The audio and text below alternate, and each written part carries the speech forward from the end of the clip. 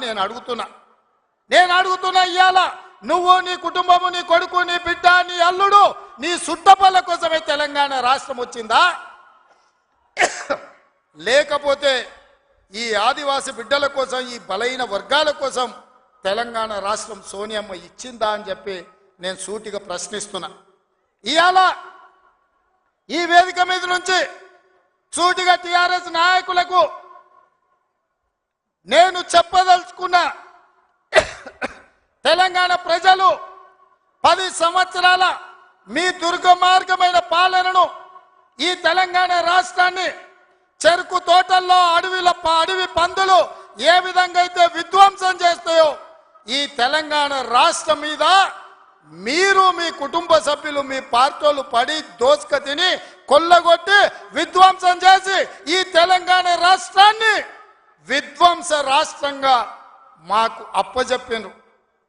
7 లక్షల కోట్ల రూపాయల అప్పులు తెచ్చిండ్రు మరి 7 లక్షల కోట్ల రూపాయల అప్పులు తెచ్చిన మీరు ఆనాడు మేము కట్టిన కడెం ప్రాజెక్టు కూలిపోతుంటే మరమ్మతులు చేసిండ్రా ఈ ప్రాంతంలో సదర్మాటు ప్రాజెక్టు కట్టాలి అని అంటే సదర్మాటుకి ఏమన్నా నిధులు ఇచ్చిండ్రా ఈ ప్రాంతంలో అడవి బిడ్డలుండే గూడాలకు రోడ్లైనా వేసిండ్రా ఈ అడవి బిడ్డలకు మిషన్ భగీరథ పేరు మీద 40,000 కోట్ల రూపాయలు దోసుక తిన్నారు తాగడానికి మంచినీళ్ళు ఇచ్చిండ్రా ఒకవేళ మీరు ఈ గూడాలకు మంచినీళ్ళు ఇచ్చుంటే ఇవాళ మా మిత్రుడు బట్టి విక్రమార్క గారు 60 కోట్ల రూపాయలతోని మళ్ళీ గూడాలకు తాగడానికి నీళ్లకు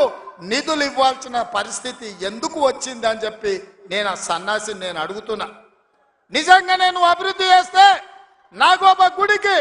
7 కోట్ల రూపాయలతోటి ఈరోజు మేము కార్యక్రమాలు తీసుకోవాల్సిన పరిస్థితి ఉంటుండేనా ఇవాళ గూడాలకు రోడ్లు లేని ప్రాంతాలకు 27-28 కోట్ల రూపాయలతోటి ఇవాళ రోడ్లు వేసే అవకాశం మాకు వస్తుండేనా ఇవాళ ట్రైకార్ ద్వారా చదువుకునే పిల్లలకు తరగతి గదులు లేకపోతే 10 కోట్ల రూపాయలతోటి ఇవాళ తరగతి గదులు ఆదివాసి బిడ్డలు చదువుకోవాలి ఐఏఎస్లు ఐపీఎస్లు కావాలి ఈ రాష్ట్రాన్ని దేశాన్ని ఏలాలి అని చెప్పి ఇవాళ 10 కోట్ల రూపాయలతోటి తరగతి గదులు మేము నిర్మించినాం తప్ప నిర్మించడానికి నిధులు ఇచ్చినాం ఒక్క రోజైనా ఈ బిడ్డల కోసం నువ్వు సమీక్ష చేసినావా అని నేను అడుగుతున్నా ఎంతసేపు నీ బిడ్డలు ఎంతసేపు నీ దోపిడి ఎంతసేపు నీ ఫామ్ హౌసులు కట్టుకోవాలన్న ఆలోచన తప్ప నీ కొడుకుకో బిడ్డకో ఉద్యోగాలు ఇవ్వాలి పదవులు ఇవ్వాలి ప్రజలు బండకేసి కొడితే మళ్ళీ శాసన మండలి సభ్యత్వం నీ బిడ్డకు కవితకిచ్చినవు తప్ప తెలంగాణ ఆడబిడ్డలకు చదువుకున్న పిల్లలకు ఉద్యోగాలు ఇచ్చినవా అని నేను అడుగుతున్నా నువ్వు ఉద్యోగాలు ఇవ్వక 10 సంవత్సరాలు స్టాఫ్ నర్సులు నియమించక నువ్వు నిర్లక్ష్యం చేసిన కాబట్టే మొన్న మా దామోదర్ రాజ నరసింహ గారు వైద్య ఆరోగ్య శాఖ ద్వారా ఎల్బీ స్టేడియంలో 7,000 మంది ఆడబిడ్డలకు స్టాఫ్ నర్సు ఉద్యోగాలు మేమొచ్చి ఉద్యోగాలు ఇచ్చినాం నీ బిడ్డను నిజామాబాద్ ఎంపీల బండకేసి కొడితే తండ్రిగా నీకు దుఃఖం పొంగుకొచ్చింది నీ బిడ్డకెంబడే శాసన మండలిలో మళ్ళీ పదవి ఇచ్చినావు కానీ గా ఆడబిడ్డలకు స్టాఫ్ నర్సు ఉద్యోగాలు ఇచ్చినవా గది నీ నీతి నీ జాతి మరి మేము 7,000 ఉద్యోగాలు స్టాఫ్ నర్సులు ఇచ్చినాం ఇవాళ నీ అల్లుని నీ కొడుకుని మంత్రిని చేసుకున్నాం కానిస్టేబుల్ ఉద్యోగాలు 15,000 ఉద్యోగాలు భర్తీ చేయక ఆకాశంలో వేలాడుతున్నట్టు త్రిశంకు స్వర్గంలో నిరుద్యోగ యువకులు ఉంటే కోర్టులో కేసు ఉంటే నువ్వేమైనా పరిష్కరించినావా అని నేను అడుగుతున్నా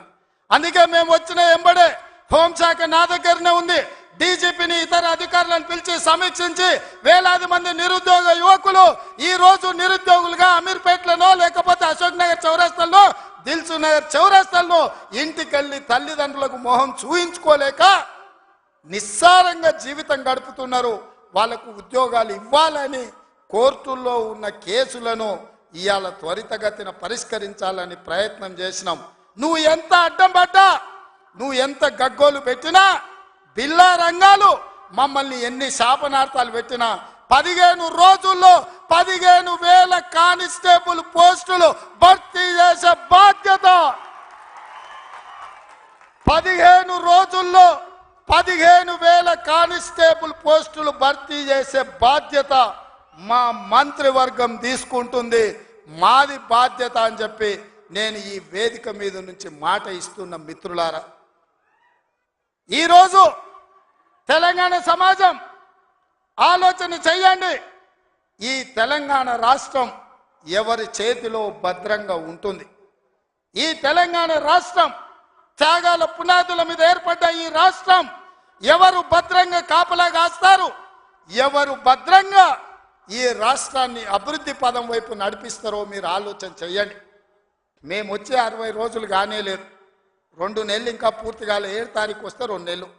7 తారీఖు ఇంకా 5 రోజులు తక్కువనే ఉంది. అప్పుడే 6 గ్యారెంటీలు అమలు చేయలేదంటాడు సన్నాసుడు. ఆయనతోని శాత కాదు ఎట్లా చేయడంటాడు. పిల్లి శాపనార్థాలకు ఉట్టి తెగిపడుతుందా? వీళ్ళ పొంకనాలు కాకపోతే 10 ఏళ్లలో మీరు ఏనాడైనా పేదవాళ్ళ ఇంటికి 200 యూనిట్ల ఉచిత కరెంట్ ఇవ్వాలన్న ఆలోచన చేసినవా? పేదవాడు ఆత్మగౌరవంతో బ్రతకాలి అంటే ఇందిరమ్మ ఇండ్లు ఇవ్వాలన్న ఆలోచన ఏనాడైనా చేసినవా?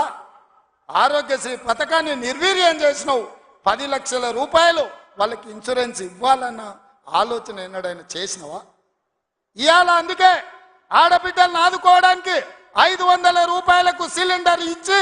ఆడబిడ్డల్ని ఆదుకోవాలి, కట్టెలపై కష్టాల నుంచి వాళ్ళని కాపాడాలి అని తొందరలోనే మా ఆడబిడ్డల కోసం 500 రూపాయలకి ఇంటింటికి సిలిండర్ ఇచ్చే బాధ్యత మా మంత్రివర్గం తీసుకున్నది. 1,00,000 మంది ఆడబిడ్డలతోని ప్రియాంక గాంధీ గారిని రప్పించి 1,00,000 మంది ఆడబిడ్డల సమక్షంలో సిలిండర్ 500 రూపాయల కార్యక్రమాన్ని తొందరలోనే